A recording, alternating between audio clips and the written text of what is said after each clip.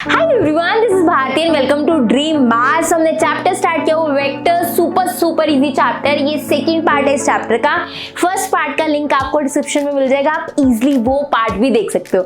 आज हम क्या डिस्कस करने वाले हैं, that is position vector and direction cosines. ये देखने में नाम भारी भरकम लग रहे हैं, position vector, direction cosines. Super simple है, आपको बहुत मजा आने वाला है आज की क्लास में। कोई थ्योरी नहीं है, कंसेप्ट क्वेश्चन, कंसेप्ट समझेंगे, क्वेश्चन कंसेप्ट करते करते उनके क्वेश्चंस प्रैक्टिस करते जाएंगे, आपको बहुत अच्छे से चीजें क्लियर हो रही होंगी। स्टार्ट करते हैं आज की क्लास। सबसे पहले करेंगे multiplication of a vector by a scalar. वो पढ़ेंगे पोजीशन वेक्टर, डायरेक्शन कोसाइंस, ये चीजें पढ़ेंगे, बट जो छोटा सा एक टॉपिक रहता है वो भी कंप्लीट कर लेते हैं। मल्टीप्लिकेशन करेंगे किसकी, वेक्टर की स्केलर के साथ। अब हमने कल की क्लास में एडिशन ऑफ वेक्टर्स देखा था कि वेक्टर्स को ऐड कर सकते हैं, A vector plus B vector. इसके लिए दो लॉज भी किए थे, ट्रायंगल एंड पैरेललोग्राम। लेकिन हमने डिफरेंस भी किया था, ए वेक्टर माइनस बी वेक्टर। फिर मल्टीप्लिकेशन क्यों पीछे रहेगा, हम मल्टीप्लाई भी सीखेंगे।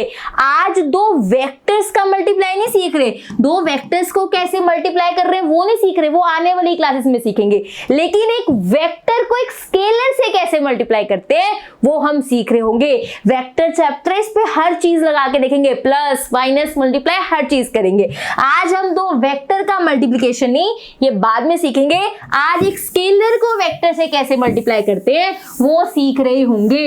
वेक्टर होता क्या है, जिसके पास डायरेक्शन भी है, मैग्नीट्यूड भी है। तो वेक्टर को हम ले लेते हैं ए वेक्टर। मैंने कोई भी वेक्टर लेना था, मैंने ए वेक्टर ले लिया। स्केलर क्या है, जिसके पास सिर्फ और सिर्फ मैग्नीट्यूड है। मैग्नीट्यूड का मतलब सिर्फ और सिर्फ वैल्यू है, आंसर है। मैंने इसका आंसर 3 मान लिया, 4 मान लो, 5 मान लो, कुछ भी। तो अगर हमें इन दोनों को मल्टीप्लाई करना है, सिंपली हम क्या लिखेंगे, 3a वेक्टर। आपने स्केलर को वेक्टर के साथ मल्टीप्लाई कर दिया, 3a वेक्टर लिख दिया। आगे और डिटेल में जाएंगे, ये a वेक्टर कैसा दिखता है। a वेक्टर वेक्टर तो कर रहे हैं, ये दिखने में लगता कैसे, 3 4 5 कुछ वैल्यू भी होती है, नहीं वो आगे टॉपिक्स में हम देखेंगे। लेकिन अभी के लिए सिंपली ये कि स्केलर को वेक्टर के साथ मल्टीप्लाई किया जा सकता है, एक नंबर को वेक्टर के साथ मल्टीप्लाई किया जा सकता है, सिंपली 3a वेक्टर। अगर नंबर मान लो 16 होता तो हम लिखते हैं 16a वेक्टर। वेक्टर के साथ ऐसे मल्टीप्लाई हो सकता है नंबर। क्लियर है चीज। आगे देखो, इसकी कुछ प्रॉपर्टीज हैं। ठीक है, आपने कहा वेक्टर होता है और स्केलर होता है, इसको मल्टीप्लाई कर सकते हैं, पर ये बिहेव कैसे करते हैं, ये काम कैसे करते हैं वो देखते हैं। सबसे पहले देखो, let a vector B vector be any vectors. हमने दो वेक्टर्स ले लिए और m and n be any scalars. दो वेक्टर उठाए, दो स्केलर्स उठाए, आगे प्रॉपर्टीज देखेंगे। कहते हैं मान लो आपके पास दो स्केलर्स है, m n और फिर a वेक्टर, ब्रैकेट इस पे लगी हुई है, तो ब्रैकेट चेंज होके स्केलर पे आ सकती है, जैसे मैथ्स में होता है। ब्रैकेट्स इधर से उधर हो फर्क नहीं पड़ता है ना। ऐसे ही अगर इसमें यहाँ पे ब्रैकेट लगी हो या पहले दो पे ब्रैकेट लगी हो मल्टीप्लाई में, फर्क नहीं पड़ता, मैथ्स में भी नहीं पड़ता। आप 1 into 2 into 3 करो या फिर 1 into 2 into 3 करो, आंसर सेम आएगा। इसका आंसर भी 6 रहने वाला है, इसका आंसर भी 6 रहने वाला है। मैथ्स में भी फर्क नहीं पड़ता कि मल्टीप्लाई में पहले दो पे ब्रैकेट हो या लास्ट दो पे। 2 into 3 6 हो जाएगा, ये 1 into 6 6 हो जाएगा। ब्रैकेट का मतलब होता है पहले उसको कैलकुलेट करना है, तो 2 into 1 2, 2 into 3 6 हो जाएगा। ये 2 into 3 6, 6 into 1 6 ही बनेगा। दोनों के आंसर 6 आ रहे हैं। तो जैसे मैथ्स में होता है वैसे ही वेक्टर्स और स्केलर में बिहेवियर होता है। मैथ्स में भी हम ब्रैकेट खोलते हैं, m into a vector n into a vector, वैसे यहाँ पे भी हम ब्रैकेट खोलेंगे।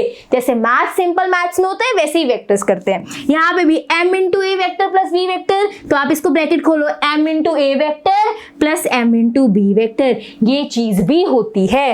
नेक्स्ट 1 into a वेक्टर, 1 को किसी वेक्टर से मल्टीप्लाई करो, वो वेक्टर ही आंसर आता है। This is the magnitude. अगर हम ऐसे मैग्नीट्यूड लेते हैं m into a वेक्टर का, स्केलर के साथ मल्टीप्लाई हो रहा है वेक्टर, तो तो आप स्केलर को अलग मैग्नीट्यूड दोगे और वेक्टर को अलग मैग्नीट्यूड दोगे। ये मैग्नीट्यूड कैसे निकालते हैं ये भी हम आज की क्लास में सीखेंगे। By the end of the class आपको बहुत सारी चीजें क्लियर हो रही होंगी, स्टेप बाय स्टेप चीजें समझोगे। तो अगर मैग्नीट्यूड हो इनका तो इसका मैग्नीट्यूड अलग हो जाता है इनटू वेक्टर का मैग्नीट्यूड अलग हो जाता है। These are the properties of scalar multiplication. इसके डीप में नहीं जाना, कुछ मल्टीप्लाई नहीं करना, बस सिंपल अगर वेक्टर को स्केलर के साथ मल्टीप्लाई करें उसे इस फॉर्म में लिखा जा सकता है। अगर स्केलर 6 है वेक्टर ही है और ये ऐसे भी वर्क कर सकता है, इसका बिहेवियर है, ये इसकी प्रॉपर्टीज है। चलिए नेक्स्ट फटाफट से आगे देखिए। नेक्स्ट हमारे पास है question if magnitude of a vector be 6, कि अगर 6 मैग्नीट्यूड है ए वेक्टर का, मतलब ए वेक्टर का मैग्नीट्यूड कितना दे रखा है 6, then find the magnitude of the vectors. हमें इन वेक्टर्स के मैग्नीट्यूड निकालने हैं। हमें 3a वेक्टर का मैग्नीट्यूड निकालना है और -2a वेक्टर का मैग्नीट्यूड निकालना है। इसका मैग्नीट्यूड दिया हुआ है, इसका हमसे पूछा हुआ है, बहुत सिंपल है। इसका मैग्नीट्यूड चाहिए तो अभी आपने देखा कि अगर आपके पास ma वेक्टर हो तो अलग अलग हो जाता है magnitude, m into a vector. इसी तरह यहाँ पे अगर 3a वेक्टर है तो अलग अलग हो जाएगा, 3 into that is a vector. a vector का मैग्नीट्यूड ऑलरेडी क्वेश्चन में दिया हुआ है, ये रहा 6 और यहाँ पे 3 का मैग्नीट्यूड क्या होगा। अगर कोई वेक्टर नहीं है, कोई नंबर है, उसके लिए मैग्नीट्यूड का मतलब होता है मोड की तरह काम करेगा। ये जो मैग्नीट्यूड है इसके लिए मोड की तरह काम करेगा। मोड क्या करता है, हमेशा पॉजिटिव आंसर देता है, तो 3 का मोड 3 ही रहेगा। जो पॉजिटिव है उसका आंसर तो पॉजिटिव देता ही है, नेगेटिव को भी पॉजिटिव कर देता है। तो वेक्टर के लिए तो मैग्नीट्यूड हुआ, लेकिन अगर स्केलर पे ऐसे आपके पास ऐसे लाइंस लगी हो, ये मोड की तरह ही काम करता है। 3 का मोड 3 आएगा, इसका आंसर क्या आ गया 18। तो 3a वेक्टर का मैग्नीट्यूड कितना है 18 है। नेक्स्ट देखो -2a वेक्टर, इसका आंसर कैसे होगा, जैसे अभी करा -2 का मैग्नीट्यूड और a वेक्टर का मैग्नीट्यूड। a वेक्टर का मैग्नीट्यूड ऑलरेडी दे रखा है, दैट इज -2 इंटू 6। अब इसका देखो ये मोड की तरह काम करता है ना। अगर नंबर के ऊपर ऐसे मैग्नीट्यूड की लाइंस वो मोड की तरह काम करता है। मोड नेगेटिव को पॉजिटिव बना देता है, तो -2 का मोड 2 ही हो जाएगा।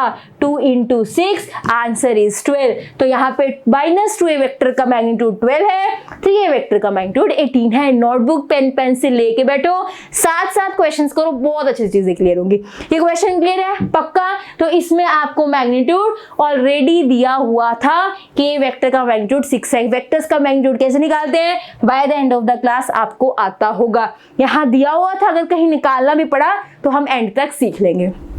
Next is position vector of a point, most important and easy. सिर्फ बोर्ड पे ध्यान दो, इधर उधर फ्रेंड के बारे में, कॉलेज के बारे में, घर वालों के बारे में कुछ नहीं सोचना, एग्जाम के बारे में कुछ नहीं। यहाँ पर आके ये चीज अच्छे से समझो, एग्जाम में क्वेश्चंस आने वाले। Position vector of a point क्या होता है, पोजीशन वेक्टर ढूंढ रहे हैं, किसका, पॉइंट का पोजीशन वेक्टर। ठीक है, ये हम सारी चीजें देखेंगे। एक बात बताओ, लोअर क्लासेस में ना हम एक चैप्टर करते थे, बहुत मजा आता था वो चैप्टर करने में। अगर उसमें कि 1, 2 पॉइंट ड्रॉ करो, आप एक्स एक्सिस पे 1 पॉइंट ढूंढ लेते थे, है ना, ऐसे आप ड्रॉ करते थे 1, 2, 3 और यहाँ पे आपको 1, यहाँ 2 मिल जाता था। आपको कहते थे ये 1, 2 ड्रॉ करो, आप एक्स एक्सिस पे 1 पे जाते थे, वाई एक्सिस पे 2 पे जाते थे, ऐसे लाइन लगाते थे, है ना, और यहाँ पे आपको 1, 2 पॉइंट मिल जाता था। बताओ याद है कि नहीं, बताओ पक्का। ये हमारा फेवरेट चैप्टर हुआ करता था क्योंकि बहुत इजी चैप्टर कि 1, 2 पॉइंट ड्रॉ करो, तो हम एक्स एक्सिस पे 1, वाई एक्सिस पे 2 ऐसे लाइंस लगाते थे, ये हमारा 1, 2 पॉइंट होता था। तब हम 2D में काम करते थे, एक्स और वाई में बात करते थे। अब हम 3D में काम करेंगे, हम एक्स वाई में नहीं जेड में भी बात करेंगे। अब पॉइंट्स हमारे पास 1, 2 नहीं होगा, 1, 2, 3 होगा, ये जेड वाला पॉइंट भी होगा। ये 2D था, अब हम 3D में बात करेंगे। तो अब हम सिर्फ एक्स वाई एक्सिस नहीं बनाएंगे, एक्स वाई जेड एक्सिस बनाएंगे। देखो ये हम ऐसे बनाया करेंगे, एक को नाम दे दिया एक्स, एक को नाम दे दिया वाई एंड एक को नाम दे दिया जेड। पहले 2D में बात करते थे, अब 3D में बात करेंगे।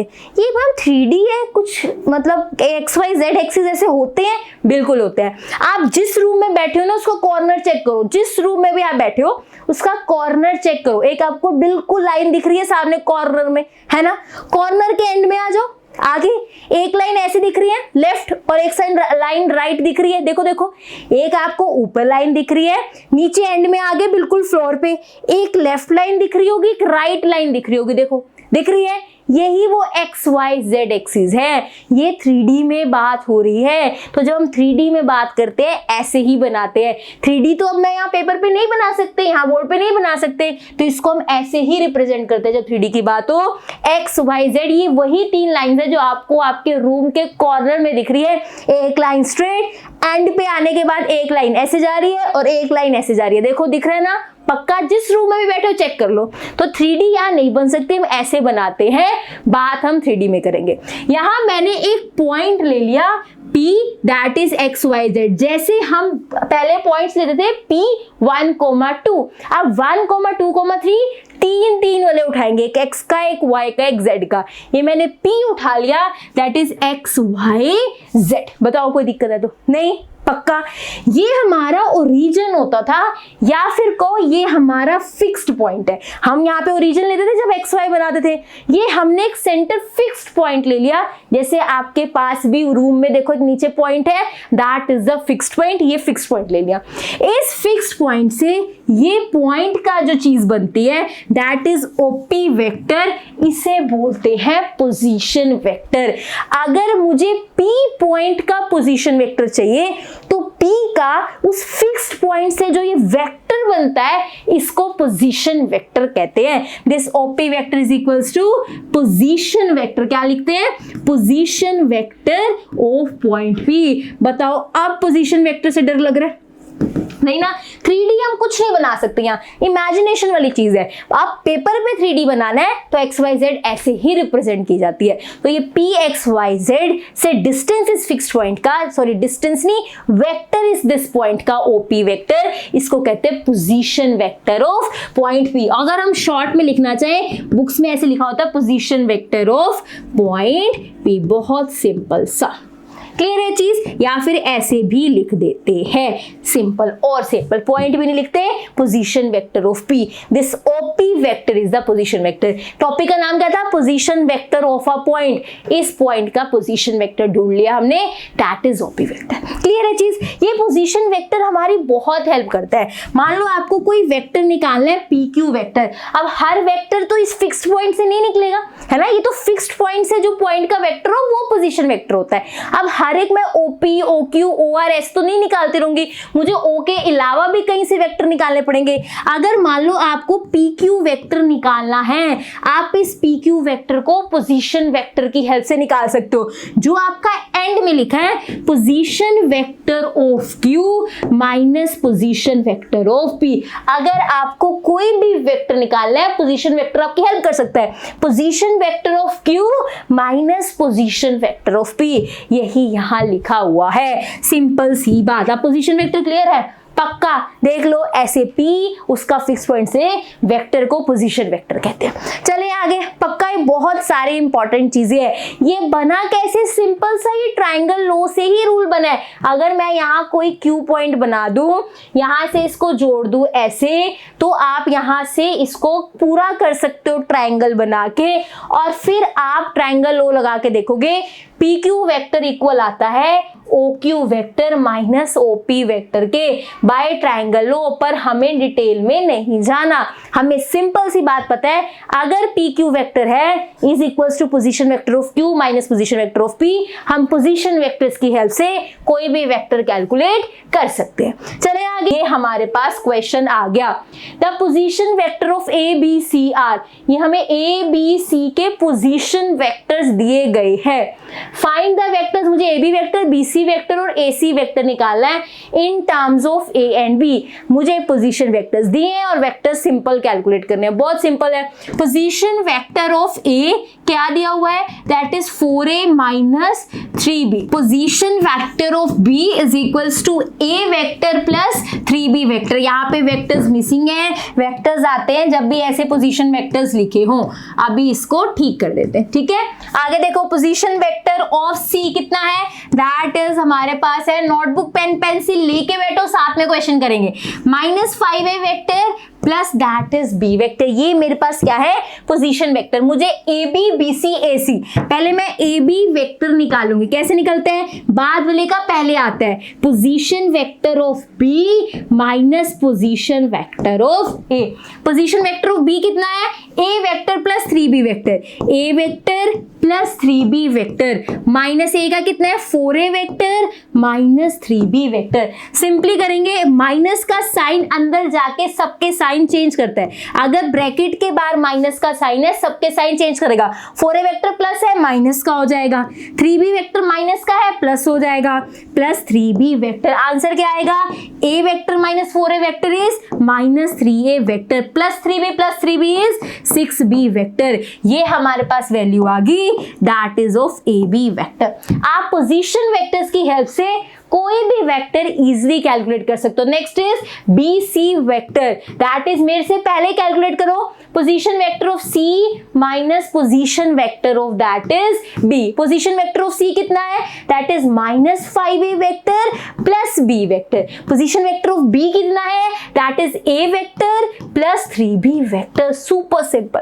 आगे चलते हैं, माइनस साइन है, अंदर सबके साइन चेंज करेगा, minus a vector minus 3b vector. आप फॉर्मूला भी लगा दिया, प्लस माइनस में मिस्टेक नहीं, माइनस 5 है minus a, minus minus plus होता है, माइनस 5 माइनस 1 माइनस 6 हो जाएगा, plus B minus 3b minus 2b vector, plus minus minus sign बड़े वाले का। This is B C vector. A वालों को ए में ऐड करना है, बी वालों को बी में करना है। ऐसे ही सिमिलरली आप ए सी वेक्टर कैलकुलेट करोगे। This is your homework. इसकी आपका होमवर्क है, कमेंट सेक्शन में आंसर बताओ। होमवर्क का मतलब ये नहीं बाद में कर लोगे, फटाफट अभी ए सी वेक्टर निकालो और मुझे कमेंट सेक्शन में बताओ। सिंपल ए वेक्टर तो लिखा नहीं जाएगा, सिंपल ए बी में आंसर लिख देना। क्लियर है ये चीज, पक्का। चले आगे, अब आपको कोई भी वेक्टर कैलकुलेट कर सकते हो अगर उनके पोजीशन वेक्टर्स पता है। Now moving to next question क्या है, show that the points having position vectors. ये उनके पोजीशन वेक्टर्स दिए गए, कॉमर्स दिख रहे हैं, एक पोजीशन वेक्टर, दूसरा पोजीशन वेक्टर, तीसरा position vector. Show that the points के पोजीशन वेक्टर्स दिए गए are collinear have whatever be A B C. कहते हैं ये पॉइंट्स के पोजीशन वेक्टर हैं। शो करो ये पॉइंट्स कोलिनियर हैं, ए बी सी की वैल्यू कुछ भी हो, हमें इन पॉइंट्स को कोलिनियर प्रूफ करना है। कई बार क्वेश्चन आता है वेक्टर्स में, पोजीशन वेक्टर्स देके पॉइंट्स के कोलिनियर के बारे में पूछ लेते हैं। मेरी बात बहुत ध्यान समझना, अगर आपको 3 पॉइंट्स को कोलिनियर शो करना है using vector collinear, points collinear का मतलब क्या होता है कि एक ही लाइन पे पॉइंट हो। अगर एक ही लाइन पे पॉइंट होते हैं, चाहे ए बी सी ऐसे हो, चाहे ए सी बी ऐसे हो, अगर 3 पॉइंट एक ही लाइन पे होते हैं उन्हें कोलिनियर कहा जाता है। ये 3 पॉइंट्स के पोजीशन वेक्टर दे दिए और पूछ रहे हैं ये पॉइंट्स कोलिनियर है कि नहीं। अगर पॉइंट्स के पोजीशन वेक्टर दे रखे हो, आपको कोलिनियर के बारे में पूछा जाए, पहले आप पोजीशन वेक्टर से क्या करते हो, दैट इज वेक्टर्स बनाते हो। क्या करते हो, पोजीशन वेक्टर से वेक्टर्स बनाते हो।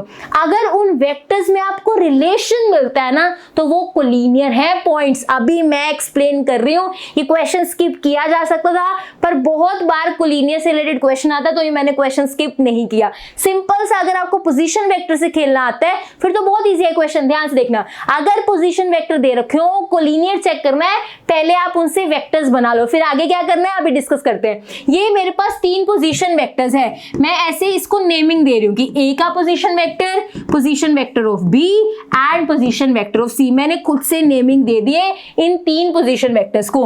ए vector that is minus 2b vector plus 3c vector, ये फर्स्ट पोजीशन वेक्टर है। अगला देखो minus 2a vector plus 3b vector plus 2c vector second है। थर्ड वाला भी फटाफट से नोट कर दे, notebook pen pencil I am repeating again and again, लेकर बैठो तभी अच्छे से चीजें क्लियर होंगी। मेरे पास position vector of A B C आ गया, मैं ए बी वेक्टर कैलकुलेट कर सकते हो, राइट, मैं बी सी वेक्टर कैलकुलेट कर सकती हूँ, है ना। मैं पहले ये 2 वेक्टर्स कैलकुलेट कर लेती हूँ। ए बी वेक्टर कैसे होगा, that is position vector of B minus position vector of A, that will be minus 2A vector minus A minus 3A vector। आप प्रॉपर लिखोगे, मैं फटाफट से यहाँ कर रही हूँ, plus 3B minus that will B plus 5B vector plus 2C minus 3C minus C vector. ये पोजीशन वेक्टर से मैंने AB वेक्टर निकाल लिया। BC वेक्टर निकालते हैं, वो कैसे होगा, C minus B minus 8A plus 2A minus 6A vector plus 13B minus 3B that will B plus 10B vector और माइनस 2C वेक्टर। अब देखो क्या इसमें कोई रिलेशन है, आप AB वेक्टर देखो और BC वेक्टर देखो, क्या इसमें रिलेशन है, ये इसका आंसर ये आया, इसका आंसर ये है, क्या इसमें से कुछ कॉमन निकल सकता है, 2 निकल सकता है, minus 3A vector plus 5B vector minus C vector. देखो ये अंदर वाला सेम बन गया, अंदर वाला सेम बन गया। आप ऐसे वेक्टर्स निकालते हो, अगर एक वेक्टर से कुछ कॉमन लेने से जो अंदर वेक्टर बनता है वो दूसरे वाला वेक्टर जैसा दिखता है तो इट मींस ये पॉइंट्स कोलिनियर है। यहाँ पे देखो हम लिख सकते हैं दैट यहाँ पे BC वेक्टर जो है वो is equals to twice of, इसकी वैल्यू क्या थी, ये तो AB वेक्टर था, ये AB वेक्टर है, hence points are collinear. Hence क्या है, पॉइंट्स मेरे क्या है, कोलिनियर। तो जब भी आपको पॉइंट्स को कोलिनियर चेक करना है, उनके पोजीशन वेक्टर्स दे रखे हैं, आप पहले उन पोजीशन वेक्टर से वेक्टर्स बनाओ। मैंने AB वेक्टर बनाया, BC वेक्टर बनाया, फिर आप क्या करो, इसमें से देखो जैसे ये बना था और ये बना था, कोई रिलेशन तो नहीं है, इसमें से कुछ कॉमन लो, इसमें से कुछ कॉमन लो, क्या कुछ सेम तो नहीं बन रहा। मैंने क्या किया, यहां से कॉमन लिया, जो अंदर वाली चीज थी वो बनी AB वेक्टर, मतलब BC vector is equal to 2, ये AB वेक्टर के इक्वल था, ये बन गया। अगर इनमें कोई ऐसा मल्टीपल वाला रिलेशन दिखता है कि ये इसके 2 इंटू समथिंग 3 इंटू समथिंग आ रहा है तो ये पॉइंट्स कोलिनियर होते हैं। आप वेक्टर से ऐसे चेक कर सकते हो, बहुत सिंपल मेथड है। अगर इनमें रिलेशन ना होता है AB और BC में, आप AC वेक्टर भी निकाल सकते थे। आप AC वेक्टर भी देखो क्या उसका किसी से रिलेशन तो नहीं है। अगर कोलिनियर है यहाँ पे पॉइंट्स तो किसी ना किसी का कोई रिलेशन होगा, कुछ कॉमन लेने पे पक्का वो दूसरे का किसी का सेम बन रहा होगा। जैसे यहाँ 2 कॉमन लेने पे ये AB वेक्टर वाला सेम बन रहा है। अगर ऐसा होता है तो पॉइंट्स कोलिनियर है। ये ऐसा क्यों होता है, बहुत सिंपल सा रीजन है। अगर मैं ये कह रही हूँ कि BC वेक्टर क्या है, जितना AB वेक्टर चला था 2 बार चल लो, मेरी बात समझ आ रही है। BC वेक्टर कितना है, जितना AB वेक्टर चला था 2 बार चल लो, ठीक है। AB जितना मैं 2 बार चल लूंगी, ये B पॉइंट दोनों में कॉमन है। अगर ऐसे कोई कहता है कि इसके जितना डबल चल लो और एक पॉइंट कॉमन हो, मतलब वो एक लाइन पे ही चल रहे हैं। मेरी बात समझ आ रही है, सिंपल सी चीज। ऐसे वेक्टर में कुछ आपको मल्टीपल दिख रहा है, this vector is equal to twice of this multiple, this vector is equal to thrice of this vector, और एक पॉइंट कॉमन है। जैसे यहाँ पे B पॉइंट कॉमन था तो पक्का इनसे मिलते हुए इनसे पहले वाले पॉइंट जिससे ये चीज बनी है वो कोलिनियर होंगे। दैट्स इट, कोलिनियर वाला कंसेप्ट मैंने क्वेश्चन के थ्रू ही समझा दिया, तो कोलिनियर चेक करना आ गया हमें, पक्का। चले आगे, now moving to next, that is unit vector along axis. Unit vectors के बारे में चीजें देखेंगे, बहुत सिंपल है, ध्यान से देखना। अब हम क्या करेंगे, फिर से हम बात करेंगे दैट इज 3D में x axis, y axis and z axis बनाएंगे, ठीक है जी। ये रहा हमारा फिक्स्ड पॉइंट, यहाँ पर दैट इज ये रहा x एक्सिस हमारी, ये रही y एक्सिस एंड यहाँ पे है हमारी that is z axis, right. अब इन एक्सिस पे, ये यूनिट वेक्टर समझने के लिए अब हम इन एक्सिस पे पॉइंट्स ले रहे हैं। x एक्सिस पे मैंने a पॉइंट लिया, y एक्सिस पे मैंने b पॉइंट लिया और z एक्सिस पे मैंने c पॉइंट लिया। ये पॉइंट्स मैंने लिए तो मैंने इस अकॉर्डिंग लिए कि ये जो OA है ये 1 यूनिट है, ये OB है ये 1 है इसकी लेंथ, OC है ये इसकी लेंथ 1 है, मतलब ये जो OA वेक्टर बनेगा ये यूनिट वेक्टर है। क्यों? क्योंकि इसकी लेंथ 1 है। हमने क्या कहा था, जिसकी लेंथ 1 होती है वो यूनिट वेक्टर होता है, जिसका मैग्नीट्यूड 1 होता है, लेंथ 1 होता है, वो यूनिट वेक्टर होता है। मैंने A ही ऐसे लिया है कि जो OA है इसकी लेंथ 1 है, तो OA वेक्टर क्या हुआ, यूनिट वेक्टर। OB वेक्टर क्या हुआ, फिर से unit vector, and again OC vector क्या हुआ, यूनिट वेक्टर हुआ। हमने टाइप्स ऑफ वेक्टर में पढ़ा था, जिसका मैग्नीट्यूड 1 होता है वो यूनिट वेक्टर होता है, ठीक है, यूनिट वेक्टर है। आगे क्या, अब इसको थोड़ा और डिटेल में देखते हैं। OA वेक्टर वेक्टर है क्या, जिसका मैग्नीट्यूड 1 है, जिसका मैग्नीट्यूड क्या है 1 है, मतलब ये 1 चला अलोंग एक्स एक्सिस, ये क्या चला 1 चला अलोंग एक्स एक्सिस, ओए वेक्टर क्या चला 1 चला अलोंग एक्स एक्सिस। अब बार बार ऐसे लिखेंगे, अब ओबी वेक्टर क्या लिखेंगे, दैट इज 1 यूनिट चला along y axis, y axis के अलोंग क्या चला 1 यूनिट चला।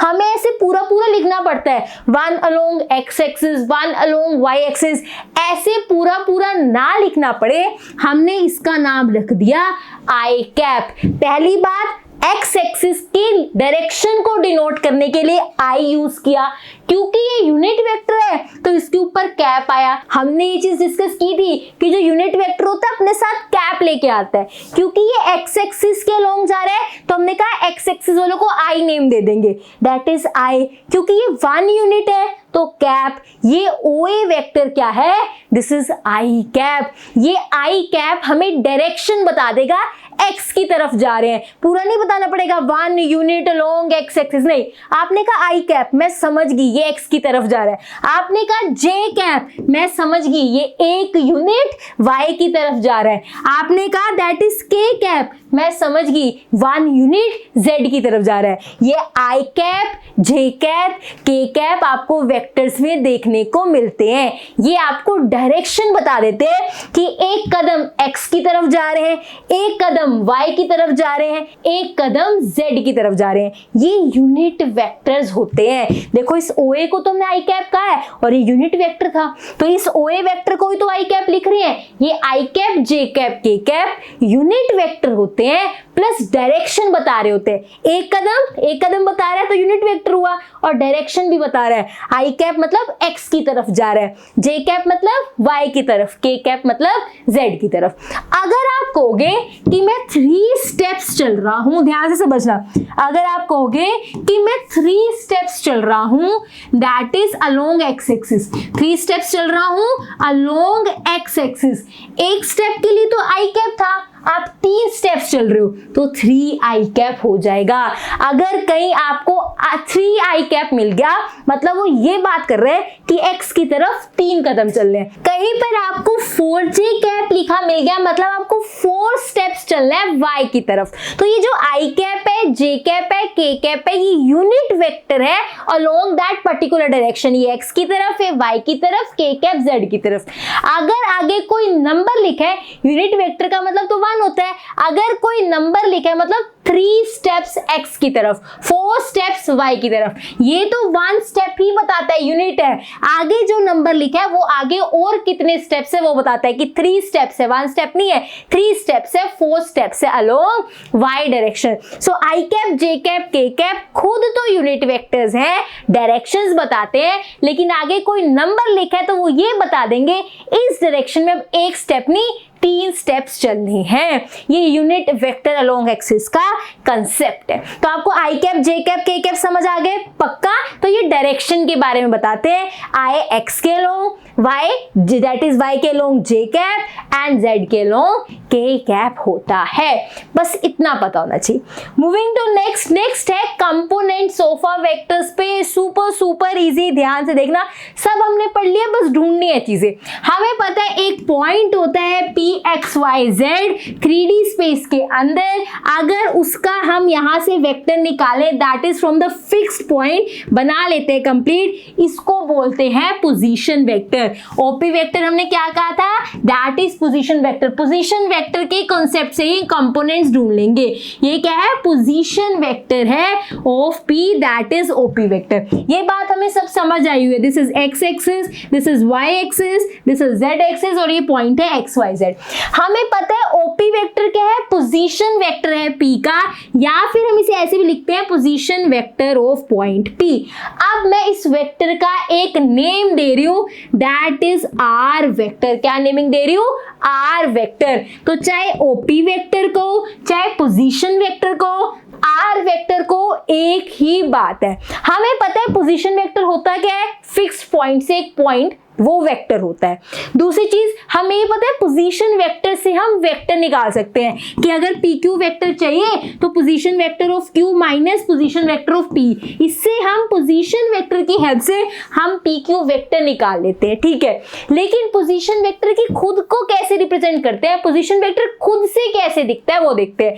ये जो आर वेक्टर है ये कैसा दिखता है कि जो इसके पॉइंट्स है एक्स वाई जेड, या कुछ भी हो सकते हैं 1 2 3 कोई भी पॉइंट्स हो सकते हैं, जो ये पॉइंट्स है इनको हम लिखेंगे एक्स आई कैप प्लस वाई जे कैप प्लस जेड के कैप। ये वही आई जे कैप है जो अभी आप पढ़ के आए हो, जो डायरेक्शन के बारे में बताते हैं। तो किसी भी पोजीशन वेक्टर को आपने लिखना है वो ऐसा दिखता है, जो एक्स के लोग है आई कैप, वाई के लोग है जे कैप, जेड के लोग है के कैप। आप कहोगे मैम पता तो लग रहा है कि एक्स वाई जेड है, ये एक्स के लोग होगा, ये वाई के, ये जेड के। हर बार एक्स वाई जेड तो नहीं होता, नंबर भी होंगे 1 2 3, तो सिंपल लिखा होगा that is 1 I cap plus 2 J cap plus 3 के कैप। आपको आई जे के से पता लग जाएगा कि ये एक्स के लोग 1 स्टेप चला है, जे के लोग 2 स्टेप चला है, जेड के अलोंग दैट इज 3 स्टेप चला है। ये हमें आई जे के बताता है कि एक्स की बात हो रही है, वाई की बात हो रही है, जेड की। यहाँ तो एक्स वाई जेड हम जनरल उठाते हैं तो पता लग जाता है कि एक्स का पॉइंट है, वाई का, ये जेड का। लेकिन अगर ऐसे नंबर्स लिखे हो उनके साथ आई कैप जे कैप के कैप से पता लगता है एक्स वाई जेड किसकी बात हो रही है। 1 आई कैप कभी नहीं लिखते, सिंपल आई कैप लिख देते हैं, that is 2 J cap plus 3 के कैप। ये रिप्रेजेंटेशन है किसकी, पोजीशन वेक्टर की। तो ओपी वेक्टर पोजीशन वेक्टर होता है, समझ आ गया कि दैट इज वो फिक्स पॉइंट से वो दैट इज पॉइंट का वेक्टर। लेकिन इसकी वैल्यू इसको रिप्रेजेंट कैसे करते हैं, आर वेक्टर एक छोटा सा नाम दिया हमने, जैसे ए वेक्टर बी वेक्टर छोटे नाम देते हैं, निक नेम दिया दैट इज आर वेक्टर। इस आर वेक्टर की वैल्यू क्या है, जो पॉइंट्स होते हैं पी के, फर्स्ट वाले के साथ आई कैप, एक्स आई कैप, वाई जे कैप प्लस जेड के कैप। अब इसका मैग्नीट्यूड भी निकल सकता है, क्या निकल सकता है, मैग्नीट्यूड, आर वेक्टर का मैग्नीट्यूड। किसी भी वेक्टर का मैग्नीट्यूड निकालना हो, सिंपल सी चीज, जो आई कैप के साथ लिखा है उसका स्क्वायर, जो जे कैप के साथ लिखा है उसका स्क्वायर, जो के कैप के साथ लिखा है उसका स्क्वायर, और कंप्लीट का स्क्वायर रूट। ऐसे आप मैग्नीट्यूड निकाल सकते हो वेक्टर्स का। आई एम रिपीटिंग, आपको समझ आ गया पोजीशन वेक्टर कैसे रिप्रेजेंट करते हैं। जो यहाँ पॉइंट्स लिखे हो फर्स्ट वाले के साथ आई, फिर जे, फिर के, और इसका मैग्नीट्यूड निकाल लो, आई कैप के साथ वाले का स्क्वायर प्लस जे कैप के साथ वाले का स्क्वायर प्लस के कैप के साथ वाले का स्क्वायर। हमें पोजीशन वेक्टर निकालना आ गया, हमें दैट इज यहाँ पे मैग्नीट्यूड निकालना आ गया। किसी भी वेक्टर का मैग्नीट्यूड हम सिंपली ऐसे निकाल सकते हैं, आई कैप के साथ, जे कैप के साथ, के कैप के साथ जो है उनके स्क्वायर्स और स्क्वायर रूट। हमारे टॉपिक का नेम क्या है, components of a vector in space. हम कंपोनेंट्स की बात कर रहे थे, यहाँ तो कोई कंपोनेंट्स की बात नहीं, अभी डिस्कस करते हैं। ये रहा मेरा पोजीशन वेक्टर, इसमें कंपोनेंट्स हैं। ये जो एक्स वाई जेड है इनको बोलते हैं वेक्टर कंपोनेंट, सॉरी इनको बोलते हैं स्केलर कंपोनेंट्स। इनके साथ डायरेक्शन नहीं है, ये सिर्फ एक्स वाई जेड है, simple numbers. It can be 1 2 3 4 5 6 1 4 7, कोई भी नंबर हो सकता है। ये एक्स वाई जेड ये पॉइंट की वैल्यू है वहां पे।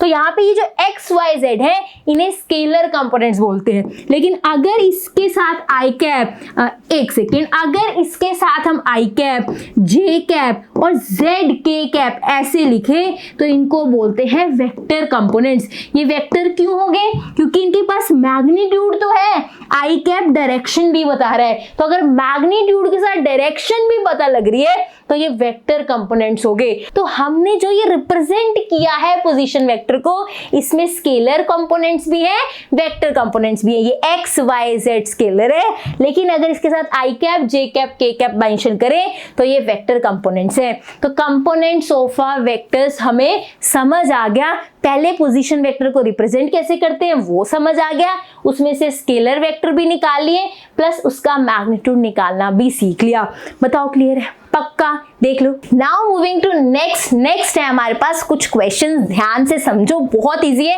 नोटबुक पेन पेंसिल लेके बैठो। फाइंड द यूनिट वेक्टर, हमें क्या निकालना है, यूनिट वेक्टर निकालना है, ठीक है। In the direction of vector, इस वेक्टर की डायरेक्शन में हमें यूनिट वेक्टर निकालना है।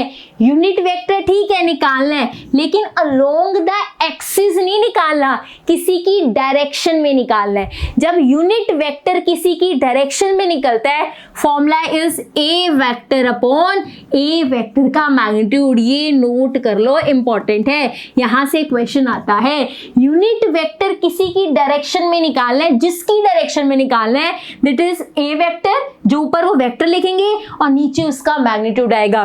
क्योंकि यूनिट वेक्टर है, लेफ्ट हैंड साइड मैंने कैप लगाया है। पहले हम ए वेक्टर का मैग्नीट्यूड कैलकुलेट कर लेते हैं। ए वेक्टर क्या है, I cap plus 2j cap plus 3k cap, ये मेरे पास ए वेक्टर है। इसका मैग्नीट्यूड कैसे कैलकुलेट करेंगे, बहुत सिंपल है, 1 प्लस 4 प्लस 9, इसके साथ 1 है, 1 का स्क्वायर 1, इसके साथ 2 है, 2 का स्क्वायर 4, 3 का स्क्वायर 9, 4 प्लस 1 5, 5 प्लस 9 14। तो मेरे पास ए वेक्टर का मैग्नीट्यूड कितना आ गया, that is √14।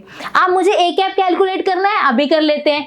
A cap is equals to A vector, that is I cap plus 2j cap plus 3k cap upon क्या है, A वेक्टर का मैग्नीट्यूड, दैट इज √14। इसको अलग अलग कर दो, I cap upon √14 plus 2 upon √14 J cap plus 3 upon √14 K cap. Yes, हम अलग कर सकते हैं, अगर ऐसे प्लस में सब है तो आप इसका, जैसे हम एलसीएम लेते तो कंबाइन हो जाता है, ऐसे एलसीएम खोल भी सकते हैं, सबको √14 अलग अलग दिया जा सकता है। ये I कैप अपॉन √14 के अलावा आप ऐसे लिख दोगे 1 अपॉन √14 आई कैप, वो भी गलत नहीं था, ये ज्यादा प्रेजेंटेबल लगता है।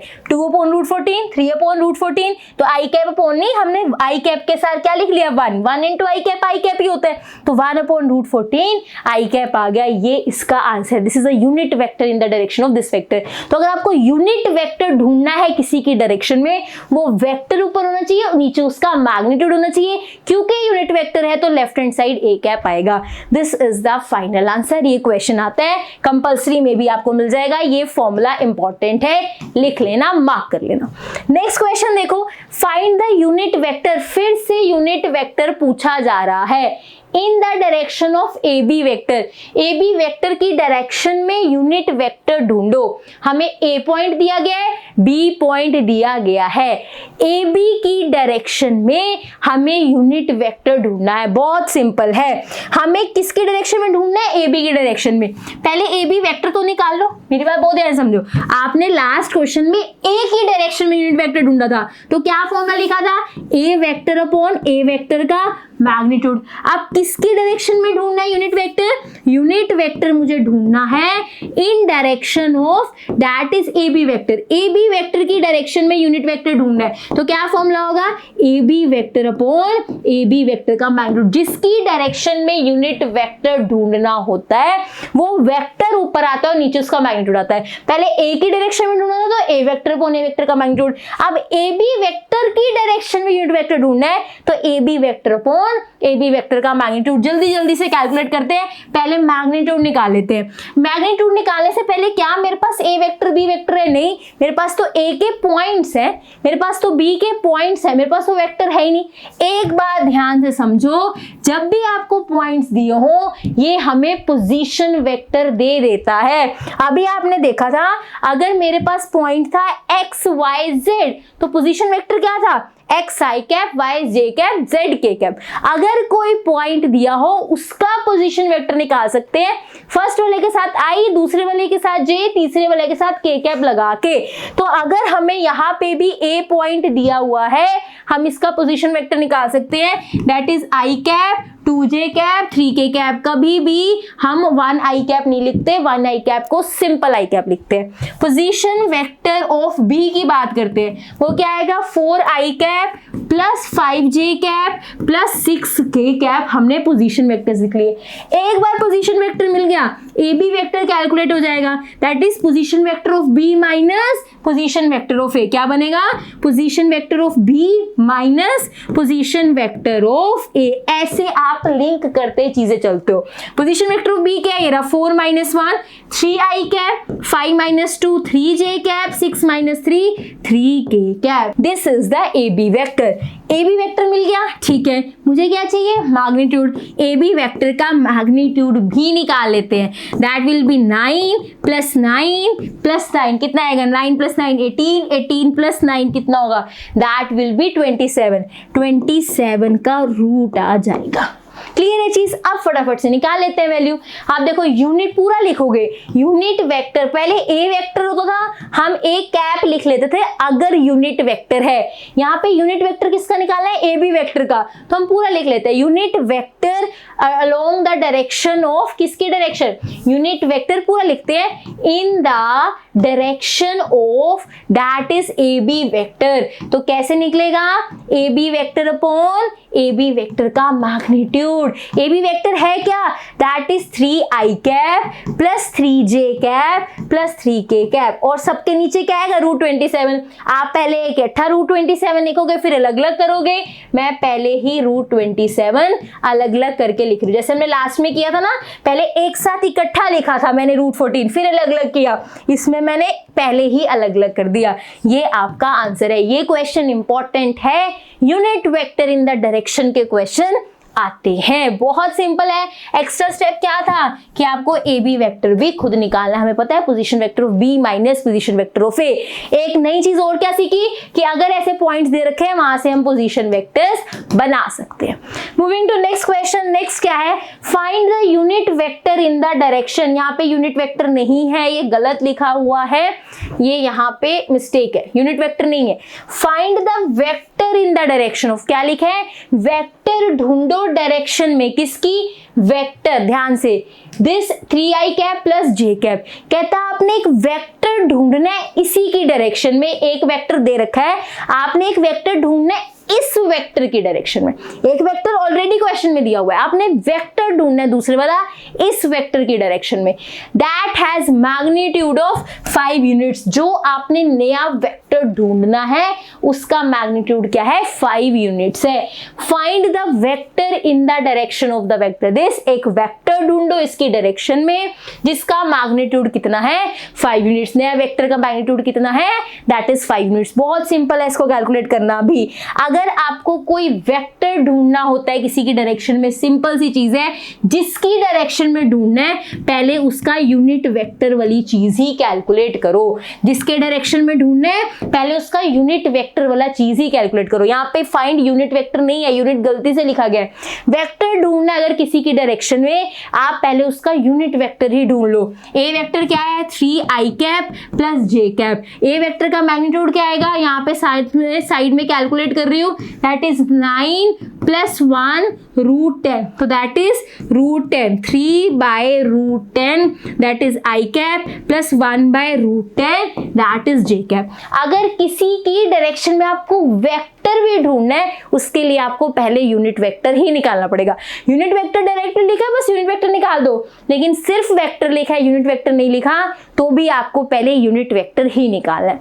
आगे देखो, that has magnitude of 5 units, उसका मैग्नीट्यूड 5 यूनिट्स है। तो जो आपके पास ये वैल्यू आई है इसको आप 5 से मल्टीप्लाई करोगे। Required vector that is new vector लिखो, या फिर लिखो रिक्वायर्ड वेक्टर क्या होगा, that is 5 × 3/√10 i cap + 1/√10 j cap, that will be 15/√10 i cap बनेगा, plus that is 5/√10 j cap. This is the final answer. So जो हम कंसेप्ट डिस्कस करते हैं वहां से तो क्वेश्चंस आते हैं, पर ये लेफ्ट एंड राइट होते हुए भी हम चीजें सीखते चल रहे हैं ताकि कोई क्वेश्चन मिस ना हो। ऐसे क्वेश्चंस आते हैं क्योंकि यूज तो वही फॉर्मूला हो रहा है, A vector upon a vector का magnitude. The twist and turn is कि जो नए वेक्टर का मैग्नीट्यूड दिया हुआ है आपने उसको मल्टीप्लाई करना है इस यूनिट वेक्टर से। तो माइंड में क्या रखना है, अगर यूनिट वेक्टर के अलावा कोई और वेक्टर भी कैलकुलेट करना है किसी की डायरेक्शन में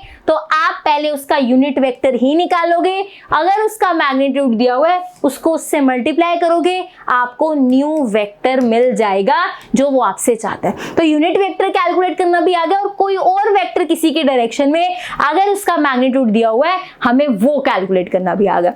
नाउ नेक्स्ट इज, जो मैंने बाद में 2-3 लाइंस बोली, ये आपने पेंसिल से स्टार लगा के ऊपर लिखनी है कि जब आप रिवाइज करोगे नोट्स, ये जो ऊपर चीजें लिखते हैं वो आपने ध्यान से माइंड में रखनी है, इसलिए स्टार से ऊपर से अलग से लिखा करो, ताकि ठीक है क्वेश्चन ऐसे होगा पता है, पर एक्चुअल में क्या चीजें माइंड में रखनी है वो जो स्टार वाला है वो रखनी है, ये चीजें ध्यान रखना। नेक्स्ट क्वेश्चन देखो, show that the points A, B, C with position vectors this respectively form the vertices of right angle triangle. ये क्वेश्चन पेपर में आया हुआ है कि आपको पोजीशन वेक्टर्स दिए हुए हैं, आपने ये बताना है कि इनसे जो बनेगा वो राइट एंगल ट्राइंगल बनेगा। Show that the points ABC with this, क्या लिखा है, respectively form the vertices of the right angle triangle.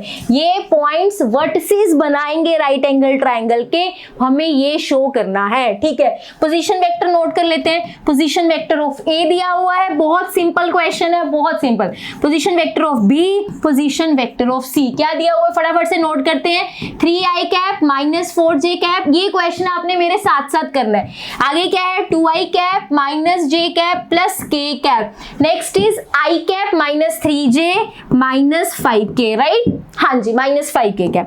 अब आपने ये दिखाना है ये राइट एंगल ट्राइंगल फॉर्म करता है। राइट एंगल ट्राइंगल में एक चीज होती है कि दो साइड्स के स्क्वायर का सम थर्ड साइड के इक्वल होता है, और वो भी साइड्स कौन सी है, परपेंडिकुलर स्क्वायर प्लस बेस का स्क्वायर हाइपोटेन्यूस स्क्वायर के इक्वल होता है। ये राइट एंगल ट्राइंगल की प्रॉपर्टी होती है। इससे हम ये चीज प्रूव करेंगे तो ये क्लियर हो जाएगा कि ये राइट एंगल ट्राइंगल ही बनाएंगे 3 पॉइंट्स। अरे बड़ी कंफ्यूजन है, ये भी पता होना चाहिए। अब ये प्रूफ कैसे करेंगे, अरे ये छोटी छोटी चीजें नहीं पता तो अब से याद रखना, राइट एंगल ट्राइंगल में ये वाली पाइथागोरस थ्योरम होती है, बहुत ये फेमस और इंपॉर्टेंट है, P square plus B square equal to S square. अब यहाँ कैसे प्रूफ करेंगे वो देखते हैं। मेरे पास पोजीशन वेक्टर है तो मैं पोजीशन वेक्टर से वेक्टर निकाल सकती हूँ। मैं यहाँ पे ए बी वेक्टर कैलकुलेट करूंगी, बी सी ए सी, आप भी फटाफट से करो, ए बी वेक्टर कैलकुलेट करो, बी सी वेक्टर कैलकुलेट करो and A C vector calculate कर लो, फटाफट से कर लेते हैं। ए बी वेक्टर कितना आएगा, that is 2 minus 3 minus I cap. ये हमने वेक्टर्स कैलकुलेट कर लिए। अगर हमें ये साइड्स का शो करना है हमें इनके मैग्नीट्यूड्स का स्क्वायर लेना पड़ेगा। आप देखो p का स्क्वायर है, b का स्क्वायर है, मतलब आपको साइड्स का स्क्वायर करना है, तो आप वेक्टर्स का स्क्वायर नहीं कर सकते, उसके मैग्नीट्यूड का स्क्वायर कर सकते हो। तो पहले हम ab वेक्टर का मैग्नीट्यूड, bc वेक्टर का मैग्नीट्यूड, ac वेक्टर का मैग्नीट्यूड निकालेंगे। मैग्नीट्यूड कैसे निकलते हैं, ध्यान से देखो, 1 ये बनेगा आपका 1 plus 9 plus 25, that will be root 35 आ जाएगा। bc वेक्टर का कैसे निकलेगा, 1 plus 4 plus 36, that will be root 41। AC का क्या निकलेगा, that will be 4 plus 1 plus 1, that will be root 6। अगर आप ध्यान से देखो यहाँ पे अगर हम इनका स्क्वायर कर दें, that is AB का स्क्वायर, BC का स्क्वायर, AC का स्क्वायर, है ना, हमें तो क्या करना है, साइड्स का स्क्वायर करना होता है। P square plus B square plus H equals to H square, ये दिखाना होता है। तो मैंने वेक्टर्स का स्क्वायर नहीं होता, उसके मैग्नीट्यूड्स का स्क्वायर होता है। तो पहले मैग्नीट्यूड निकाले, अब मैं उसका इसी में स्क्वायर कर रही हूँ, that will be 35। यहाँ पे स्क्वायर कर दो, यहाँ पे स्क्वायर, that will be 41, यहाँ पे भी square, that will be square, यहाँ आ जाएगा 6। जो सबसे बड़ी साइड होती है उसे H कहते हैं, जो सबसे बड़ी साइड होती है उसे क्या कहते हैं, H, वो हाइपोटेन्यूस होती है। अब आप ये देखो, इसमें आपको प्रूफ करना है p square plus b square is equals to h square, मतलब ये h की जगह आएगा। तो अगर इसे राइट एंगल ट्रायंगल होना है तो BC का स्क्वायर राइट हैंड साइड पे आना चाहिए। इधर p square plus b square है तो मैं यहाँ लिख लेती हूँ AB square plus AC square, कोई फर्क नहीं पड़ता, पहले AB लिखो या AC, दोनों प्लस हो रहे, कोई फर्क नहीं पड़ता। मेन थिंग क्या थी कि इधर वाला कौन सा है, h स्क्वायर कौन सा है, इसमें से जो सबसे बड़ी लेंथ का आता है वो h स्क्वायर होता है। 41 सबसे बड़ा है, ये एच स्क्वायर की वैल्यू होगी। तो मैंने इसलिए ये 41 के सामने बी सी स्क्वायर था, मैंने बी सी स्क्वायर इधर लिखा। अगर और बाकी दो sides A B square A C square इधर लिखे। अगर ये चीज होल्ड हो गई, ये हमारा left hand side right hand side के अगर इक्वल आ गया तो ये राइट एंगल ट्राइंगल है। ये चीज मैंने ये पाइथागोरस थ्योरम के अकॉर्डिंग लिखी है, P square plus B square H square होना चाहिए अगर वो राइट एंगल ट्राइंगल है। तो ये मैग्नीट्यूड का स्क्वायर निकालने के बाद अब मैं चेक करूंगी क्या ये P square plus B square H square के इक्वल है या नहीं। अभी देख लेते हैं, ध्यान से देखना। अब यहाँ पे वैल्यू क्या है, ध्यान से देखो। ये वैल्यू मेरे पास है ए बी स्क्वायर की, पहले लेफ्ट हैंड साइड निकालते हैं। ए बी स्क्वायर कितना है 35, ए सी स्क्वायर कितना है दैट इज 6, 35 प्लस 6 कितना आ रहा है दैट इज 41। अब राइट हैंड साइड निकाल लेते हैं। राइट हैंड साइड में क्या है that is B C square, B C square की वैल्यू क्या है 41। सो ये होल्ड करता है, this is true. Left hand side आप लिखोगे left hand side is equals to right hand side, hence these points form right angle triangle. हमने किया क्या, हमने ये जो पॉइंट्स दिए हुए थे इनसे बनाए दैट इज वेक्टर्स। यहाँ से ए बी सी दिया हुआ था, मैंने A B vector B C vector A C vector बना लिया, वो आपको बनाने आते हैं। मुझे पाइथागोरस चेक करनी पड़ती है जब भी राइट एंगल ट्राइंगल की बात हो, वो होती है P square plus B square is equals to H square. मतलब तीन साइड से खेलना है। मुझे नहीं पता इसमें से एच कौन सी होगी, A B B C A सी मुझे नहीं पता। मैंने इनके मैग्नीट्यूड्स के स्क्वायर निकाले, क्योंकि फॉर्मूला में स्क्वायर होता है जब राइट एंगल ट्राइंगल प्रूफ करना होता है। वेक्टर्स का स्क्वायर नहीं होता, मैग्नीट्यूड्स का स्क्वायर होता है, क्योंकि लेंथ चाहिए होती है वो वैल्यू मैग्नीट्यूड से ही मिलती है। मैंने मैग्नीट्यूड्स लिए, उनके स्क्वायर लिए, ये मेरे पास आंसर आ गए। जो वैल्यू सबसे बड़ी होती है वो पक्का एच होती है, एच राइट हैंड साइड होता है। तो मतलब मुझे अगर पाइथागोरस दिखाना है, मुझे ये प्रूफ करना पड़ेगा कि राइट हैंड साइड पे बी सी स्क्वायर है और बाकी दोनों के स्क्वायर लेफ्ट हैंड साइड पे है।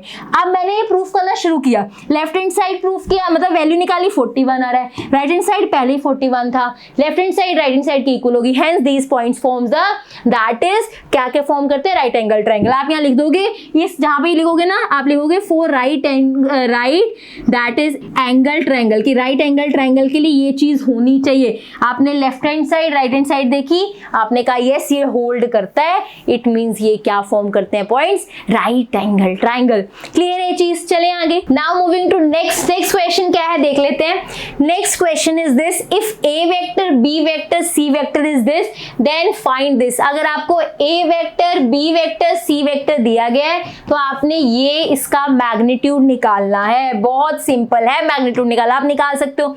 किसका मैग्नीट्यूड निकालना है, माइनस ए प्लस 2b प्लस 3c, इसका आपने मैग्नीट्यूड निकालना है। मैग्नीट्यूड से पहले ये वेक्टर्स तो निकाल ले। क्या है माइनस ए वेक्टर मतलब 2i cap plus that is j cap minus 3k cap. पहले हम मैग्नीट्यूड निकालें, उससे पहले हम ये वेक्टर तो कैलकुलेट कर लें कि इसका आंसर क्या आता है, वही हम कैलकुलेट कर रहे हैं। तो minus A vector plus 2b vector plus 2b vector, ये रहा 3i cap minus 2j cap plus k cap. ये देखो ये स्केलर है, ये वेक्टर है, स्केलर को वेक्टर से मल्टीप्लाई कर सकते हैं। स्टार्टिंग में आते ही ये चीज सीखी थी, this is a scalar this is a vector plus 3 that is C vector. C vector क्या है that is i cap plus j cap plus k cap. मैंने सारे वेक्टर्स लिख लिए, मैग्नीट्यूड बाद में निकलेगा, पहले वेक्टर्स की वैल्यू निकलेगी। मुझे इसका मैग्नीट्यूड चाहिए, minus A vector plus 2b plus 3c। पहले इसको कैलकुलेट तो कर लूं फिर मैग्नीट्यूड निकालूंगी।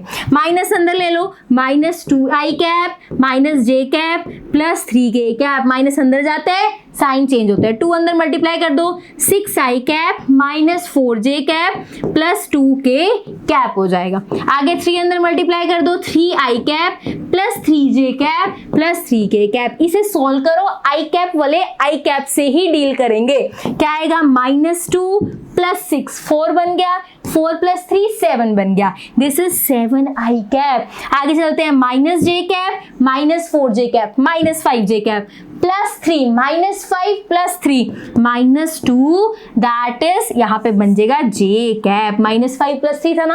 आगे देखो 3 plus 2 5 5 plus 3 8 that is 8k cap. आप इसका मैग्नीट्यूड निकालोगे और मुझे कमेंट सेक्शन में आंसर दोगे। 7 का स्क्वायर प्लस माइनस 2 का स्क्वायर प्लस 8 का स्क्वायर, माइनस 2 का स्क्वायर लिखोगे, बनना प्लस नहीं है बट लिखने में ऐसे आता है, जो i कैप के साथ है और जो j कैप के साथ है, जो k कैप के साथ है, उनके स्क्वायर्स और square root. Answer comment section में लिखो क्या आ रहा है। कैसे लिखोगे आंसर? दैट इज मैग्नीट्यूड लिख देना और आगे आंसर लिख देना, मैं समझ जाऊंगी। आप ऐसे लिख देना स्क्वायर रूट SQRT और आंसर मैं समझ जाऊंगी, रूट के अंदर ये आंसर आ रहा है। फटाफट से अभी कैलकुलेट करो, फिर नेक्स्ट पे चलते हैं। जल्दी से कैलकुलेट करो इसका मैग्नीट्यूड, पहले कमेंट सेक्शन में लिखो फिर आगे चलेंगे। जल्दी से लिखो कमेंट सेक्शन में, अभी कैलकुलेट करो क्या आ रहा है मैग्नीट्यूड, कितना आ रहा है? 117 आ रहा है ये आंसर। देखो आ रहा है ये मैग्नीट्यूड का आंसर, कमेंट सेक्शन में लिखना है कितना आ रहा है। Magnitude is equals to SQRT mean square root और यहाँ 117 लिखो अगर आया है। जल्दी से, नहीं आया तो यहीं पे पॉज करके आंसर अपनी कैलकुलेशंस चेक कर लो। Answer is √117। नेक्स्ट टॉपिक पे चलते हैं, that is direction ratios and direction cosines. Last topic और इसके 2 क्वेश्चन, क्लास कंप्लीट हो जाएगी। डायरेक्शन रेशियोज क्या है, डायरेक्शन कोसाइंस डरने की जरूरत नहीं है। हमें ये बात पता है पोजीशन वेक्टर्स को कैसे लिखा जाता है। R vector is equals to AI cap plus, या एक्स की फॉर्म में लिख लेते हैं, XI cap plus YJ cap plus ZK cap, ऐसे पोजीशन वेक्टर्स को लिखा जाता है। एक एग्जांपल ले लेते हैं, मान लो x की वैल्यू 2 है, y की 3 है और z की 4 है। ये हमने एग्जांपल ले लिया। ये जो पोजीशन वेक्टर्स होते हैं इन्हीं से डायरेक्शन रेशियोज, डायरेक्शन कोसाइंस बन जाते हैं। ये जो वैल्यूज हैं I कैप के पास, J कैप के पास, K कैप के पास, कि x में 2 कदम चलना है, y में 3 कदम चलना है, z में 4 कदम चलना है, ये जो 2, 3, 4 हैं इन्हीं को डायरेक्शन रेशियोज बोलते हैं। जो आपके पोजीशन वेक्टर्स में ये बताए गए हैं कि I कैप की तरफ कितने कदम है, x एक्सिस की तरफ कितने कदम है, y की तरफ कितने कदम है, 2, 3, 4, इन्हीं को डायरेक्शन रेशियोज बोला जाता है। ये 2, 3, 4 डायरेक्शन रेशियोज होते हैं। ये x, y, z जो I cap, J cap, K cap के साथ चीजें होती हैं, these are direction ratios। Clear है चीज? पक्का समझ आया? अब बात करते हैं डायरेक्शन कोसाइंस की। हमें पता है एक पॉइंट होता है 3D के अंदर x, y, z। हम ये 3D हमें पता है ये फॉर्म कैसे हम 2D में ऐसे ही बना पाते हैं, मतलब शीट पे हम ऐसे ही शो कर पाते हैं 3D को। This is x, this is y and this is z। ये जो है पॉइंट, ये x एक्सिस के साथ क्या एंगल बनाता है, y एक्सिस के साथ क्या एंगल बनाता है, z एक्सिस के साथ क्या एंगल बनाता है, उससे डायरेक्शन कोसाइंस बनते हैं। मेरी बात बहुत ध्यान समझो। ये जो पॉइंट है x एक्सिस के साथ क्या एंगल बना रहा है, y एक्सिस के साथ क्या एंगल बना रहा है। मान लो x एक्सिस के साथ अल्फा बना रहा है, y के साथ बीटा बना रहा है, z के साथ गामा बना रहा है। अब इन्हें देख के डरना नहीं है, मैंने जान के एंगल्स दिए अल्फा बीटा गामा, इनको देख के डरना नहीं। जैसे मेरा नाम भारती है, आपका नाम कुछ और होगा, वैसे ही ये एंगल्स के नेम है। थीटा देख के डर नहीं इतना लगता जितना अल्फा बीटा गामा देख के डर लगता है। ये डरने की जरूरत नहीं, ये नाम है उनके, अल्फा बीटा गामा। अल्फा ऐसे लिखते हैं, बीटा गामा ऐसे। तो ये जो पॉइंट P है x एक्सिस के साथ कोई एंगल बनाएगा, y एक्सिस के साथ कोई एंगल, z एक्सिस के साथ कोई एंगल। मान लो ये वो x एक्सिस के साथ बना रहा है, ये y के साथ बना रहा है, ये z के साथ बना रहा है। डायरेक्शन कोसाइंस है, ये कोसाइंस है। अगर मैं इस एंगल का कोस ले लूं, ये मेरा पहला डायरेक्शन कोसाइन होगा। अगर मैं इस एंगल का कोस ले लूं दूसरे एंगल का, ये मेरा दूसरा डायरेक्शन कोसाइन है, ये मेरा तीसरा डायरेक्शन कोसाइन है। ये जो point x, y, z axis के साथ एंगल बनाता है, उन एंगल का अगर कोस ले लिया जाए, cos alpha, cos beta, cos gamma, उन्हें डायरेक्शन कोसाइंस कहा जाता है। Cos alpha, cos beta, cos gamma, इनके जो निक नेम होते हैं डायरेक्शन कोसाइंस के, दैट इज वो L, M और N होते हैं। एक सेकेंड रुक जाओ, L, M और N होते हैं। L means first direction cosine, cos alpha, cos beta, cos gamma. पर कई बार ऐसे होते हैं हमें एंगल्स नहीं दिए होते, फिर कैसे निकालेंगे? Simple is x by r। ये इसी के कोस के फॉर्मूला सही बनता है, b बाय h। हमें डिटेल में नहीं जाना, जब हमें एंगल ना दिया हो इसी के फॉर्मूला सही बनता है x बाय r। तो बुक्स में सिंपली लिखा होता है L is equals to x by r, M is equals to y by r और N is equals to z by r. ये x y z यही वाले हैं और ये r क्या है, इस r वेक्टर का मैग्नीट्यूड है। x y z कौन से हैं, जो ये i कैप के साथ लिखा है ये x है, ये y है, z है, ये वही x y z है। जैसे यहाँ पे 2 3 4 है, ये x होगा, यहाँ 2 लिखेंगे, इसकी जगह 3 लिखेंगे, इसकी जगह 4 लिखेंगे और जो सिंपल r लिखा है वो इस r वेक्टर के मैग्नीट्यूड की बात कर रहा है। तो हम r वेक्टर का मैग्नीट्यूड कैलकुलेट करके x बाय r करेंगे, हमें l मिल जाएगा, m मिल जाएगा, n मिल जाएगा। डायरेक्शन रेशियोज क्लियर है पक्का, डायरेक्शन को साइंस क्लियर है पक्का। एक चीज और नोट लगा लेना, डायरेक्शन को साइंस के पास एक प्रॉपर्टी होती है कि अगर इनके स्क्वायर्स करें और इनको ऐड करें आंसर 1 आएगा।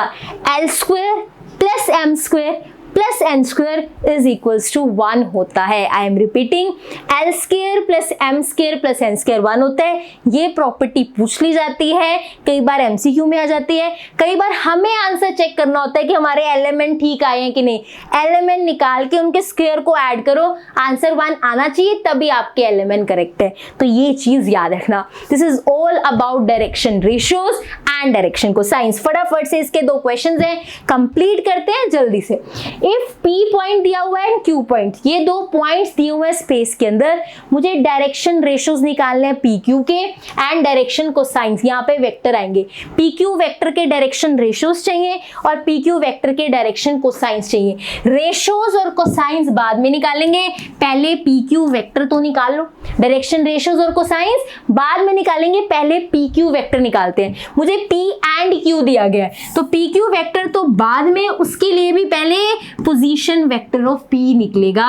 Position vector of that is Q निकलेगा। पोजीशन वेक्टर ऑफ P क्या है, i cap 2j cap and minus, एक मिनट रुको, i cap plus 2j cap minus 3k cap. This is i cap minus 2j cap plus k cap. This is position vector of P and Q। ये जो points दिए होते हैं उन्हीं से position vector निकलते हैं। PQ वेक्टर कैसे निकलेगा, Q minus P, minus 1 minus 1 minus 2i cap minus 2 minus 2 minus 4j cap minus, ध्यान से देखो, k प्लस हो जाएगा प्लस 4k कैप। आप पूरा लिखना, position vector of Q minus position vector of P minus minus, यही आंसर्स आएंगे। अब मुझे डायरेक्शन रेशियोज किसके निकालने हैं, PQ वेक्टर के। डायरेक्शन रेशियोज किसके निकालने हैं, PQ वेक्टर के। किसी के भी डायरेक्शन रेशियोज चाहिए, i कैप के साथ वाले, j कैप के साथ वाले, k कैप के साथ वाले आपको डायरेक्शन रेशियोज देते हैं। यहाँ पे डायरेक्शन रेशियोज क्या होंगे, -2 -4 and 4, these are the direction ratios. एक चीज और मैं अपने आप को करेक्ट कर रही हूं, मैंने बोला कि यहाँ पे पोजीशन वेक्टर जो होता है उसकी जो वैल्यूज होती है x, i कैप के साथ, j कैप के साथ, k कैप के साथ, ये डायरेक्शन रेशियोज होते हैं। नहीं, कोई भी वेक्टर हो जो i कैप के साथ लिखा हो, जरूरी नहीं है वो पोजीशन वेक्टर हो, कोई भी वेक्टर हो जो वैल्यू i कैप के साथ लिखी होती है, j कैप के साथ, k कैप के साथ, वो हमें डायरेक्शन रेशियोज देते हैं। जरूरी नहीं है वो पोजीशन वेक्टर हो, जरूरी नहीं है कि पोजीशन वेक्टर होगा तभी यहाँ पे दैट इज ये वाली वैल्यू होगी वही हमें देगी। वो जरूरी नहीं है कि पोजीशन वेक्टर हो, i कैप के साथ हो तभी वो हमें डायरेक्शन रेशियोज देगा। नहीं, कोई भी वेक्टर हो i कैप के साथ, j कैप के साथ, k कैप के साथ जो लिखा होता है वो हमें पोजीशन वेक्टर्स देते हैं। क्लियर है ये चीज। तो यहाँ पे जैसे हमने PQ वेक्टर, पोजीशन वेक्टर तो नहीं है क्योंकि ओरिजिन से तो बात कर नहीं रहा है, तो PQ वेक्टर है, 2 पॉइंट्स के बीच में वेक्टर है, 2 पॉइंट्स का वेक्टर है, तो इसमें हमें डायरेक्शन रेशियोज निकालने, तो वही होगा जो i कैप के साथ लिखा है, j कैप के साथ लिखा है, k कैप के साथ लिखा है। कुछ बुक्स में क्या प्रेफर करते हैं, इसको और थोड़ा सा सोल्व करते हैं क्योंकि ये रेशियोज है, हम इसका बेनिफिट उठा सकते हैं। कुछ कॉमन निकल रहा है, निकाल लो, दैट विल बी 2, मैंने क्या किया 2 कॉमन निकाल रही हूँ, ठीक है, तो दैट विल बी बचेगा 1 -2 2। जो कॉमन निकालते हैं उसको लिखने की जरूरत नहीं है क्योंकि ये रेशियोज हैं, आप सिंपल कॉमन निकालो और छोड़ दो। ये -1 -2 2 कुछ बुक्स में आगे सोल्व करते हैं, कईयों में यही आंसर छोड़ देते हैं। आगे देखो, कई बार क्या करते हैं, कहते हैं 2 पे माइनस अच्छा नहीं लग रहा है, 1 पे वो बेटर है, आप सबको माइनस से मल्टीप्लाई कर दो, 1 2 -2। जब रेशियोज होती हैं आप कुछ भी से सब में से कॉमन निकाल सकते हो, कुछ भी सबसे मल्टीप्लाई कर सकते हो, कुछ भी सबसे डिवाइड कर सकते हो, आप रेशोज में एक साथ कुछ भी कर सकते हो, लेकिन करना सबके साथ है। मैंने पहले सबको 2 से डिवाइड किया, या फिर कहो कि मैंने सबसे 2 कॉमन ले लिया, एक ही बात है। 2 से डिवाइड करना बोलो या 2 कॉमन लो, एक ही बात है। फिर मैंने क्या किया, फिर मेरे को लगा कि 2 पे माइनस अच्छा नहीं लग रहा, इससे अच्छा 1 पे हो, मैंने सबको माइनस से मल्टीप्लाई कर दिया, 1 2 -2। तो ये भी इसके डायरेक्शन रेशोज है और ये भी क्या है, इसके डायरेक्शन रेशोज है, दोनों ही इसके सही आंसर्स है। आगे देखो, नेक्स्ट देखो क्या है, डायरेक्शन कोसाइंस चाहिए मुझे। डायरेक्शन क्या चाहिए, कोसाइंस चाहिए PQ वेक्टर के, मतलब मुझे L चाहिए x बाय r से मिलेगा, M चाहिए y बाय r से मिलेगा, N चाहिए z बाय r से मिलेगा। पहले r निकाल लेते हैं। यहाँ पे r का मतलब है जिस वेक्टर की आप बात कर रहे हो उसका मैग्नीट्यूड। यहाँ पे r का मतलब क्या है कि आप जिस वेक्टर की बात कर रहे हो उसका मैग्नीट्यूड। ये ना मेरे पास दैट इज PQ वेक्टर, इसका मैग्नीट्यूड निकालते हैं। आप यहीं पे निकाल लेना, इससे पहले ही निकाल लेना, ठीक है। PQ वेक्टर का मैग्नीट्यूड क्या आएगा, 4 + 16 + 16, 4 + 16 + 16, 16 + 16 32 + 4 36, √36, आंसर 6 आ जाएगा। √36 इज आंसर 6, मतलब PQ वेक्टर का मैग्नीट्यूड 6 है। x की वैल्यू देखो, यहाँ वेक्टर में लिखी हुई है, ध्यान से देखो x की वैल्यू क्या लिखी हुई है यहाँ पे, -2, तो ये बनेगा -2/6। नेक्स्ट इज -4, तो -4/6। नेक्स्ट देखो 4, दैट विल बी 4/6 आ जाएगा। ये आंसर क्या आएगा, दैट इज -1/3, ये आएगा -2/3 एंड दैट इज 2/3। ये इसके डायरेक्शन कोसाइंस है, -1/3, -2/3, 2/3। क्या ये सही है? मैं अपने लिए आंसर चेक कर सकती हूँ। L² करूंगी 1/9, M² करूंगी 4/9, फिर करूंगी 4/9। आप इसको ऐड करो, ये 1 ही आ रहा है। देखो सबका सेम है ना, नीचे 9 लिख दो। 1 + 4 5, 5 + 4 9। जब सेम हो एलसीएम लेने की जरूरत नहीं होती, सबका सेम नीचे लिखो, ऊपर वाले ऐड कर दो। 9/9 आंसर क्या आ रहा है, 1। L² + M² + N² 1 आ रहा है, इट मींस ये मेरे करेक्ट है। तो डायरेक्शन को साइंस क्या आ रहे हैं, -1/3, -2/3 and 2/3। That's it for this question. चलिए नेक्स्ट क्वेश्चन पे। Now moving to next question, that is find the direction cosines of the vector. मुझे डायरेक्शन कोसाइंस निकालने हैं वेक्टर के। कौन से वेक्टर के, joining the points this and this and directed from A to B। A से B जा रहे हैं, ध्यान से समझना, A से B जा रहे हैं, मतलब A B ऐसे जा रहे हैं, मुझे इसके डायरेक्शन को साइंस बताने हैं। इसका मतलब क्या है ये बताने का, directed from A to B, कि आप AB वेक्टर लिखो, BA वेक्टर नहीं लिखना, नहीं। AB A से B जा रहा है, मतलब आपने AB वेक्टर लिखना है। कहता है डायरेक्शन को साइंस निकालो AB वेक्टर के, अगर आपको A पॉइंट दिया गया है एंड B पॉइंट दिया गया है। बहुत सिंपल है। इसके डायरेक्शन को साइंस कब निकालेंगे, पहले ये वेक्टर तो निकाल लें, तब डायरेक्शन को साइंस निकालेंगे। AB वेक्टर कैसे निकलेगा, position vector of B minus position vector of A। आपके पास यहाँ वेक्टर आ जाएगा I cap, J cap, K cap में। आप इजीली LMN कैलकुलेट कर सकते हो डायरेक्शन को साइंस। बहुत सिंपल क्वेश्चन है। Directed from A to B, आपने BA वेक्टर नहीं लिखना है, AB वेक्टर लिखना है। AB वेक्टर लिखने का मतलब position vector of B minus position vector of A। आपके पास आ जाएगा। पोजीशन वेक्टर कैसे निकलेंगे, पॉइंट्स दिया हुआ है ना, A के पॉइंट क्या दिया हुआ है, 1 2 -3, तो पोजीशन वेक्टर ऑफ A कितना होगा, that is I cap plus 2J cap minus 3K cap. ऐसे आप B का निकालोगे, माइनस करोगे, एक वेक्टर मिल जाएगा। वेक्टर के डायरेक्शन को साइंस आपको निकालने आते हैं, x/r करके। जो यहाँ लिखा होगा वो x दे देगा और इसका मैग्नीट्यूड आपको r दे देगा। LMN निकालोगे, स्क्वायर करके आंसर 1 आ रहा है अगर इनका, तो आपका आंसर करेक्ट है। ये आपका होमवर्क क्वेश्चन है और ये छोड़ना है नहीं, इससे आपको पता लगेगा आपको डायरेक्शन को साइंस निकालने की प्रैक्टिस हो चुकी है, आपको अच्छे से समझ आ चुका है। So that's it for now. आज के लिए इतना ही। हमने अभी बहुत इंपॉर्टेंट टॉपिक्स कर लिए, बेसिक्स अच्छे से कर लिए। पोजीशन वेक्टर, आपको पता लगे direction ratios, direction cosines, I cap, J cap, K cap से आपकी जान पहचान हो गई। अब इसे देख के डर नहीं लगेगा, बहुत सारी चीजें हो गई है। अभी तक तक हमने क्या नहीं सीखा कि दो वेक्टर्स को कैसे मल्टीप्लाई करते हैं। एक स्केलर को वेक्टर से समझ लिया, वेक्टर्स को ऐड कैसे करते हैं, सबट्रैक्ट कैसे करते हैं, स्केलर को वेक्टर से मल्टीप्लाई कैसे करते हैं सीख लिया, लेकिन दो वेक्टर्स को कैसे मल्टीप्लाई करते हैं वो आने वाली क्लासेस में सीख रहे होंगे। अगर आप नोट्स बनाते चल रहे हो, सीरियल ऑर्डर में सारे पार्ट्स देख रहे हो, तो आपको चैप्टर डिफिकल्ट नहीं लगेगा। If you like this class, do like, share, comment and subscribe to my channel which is Dream Maths. Thank you so much for watching.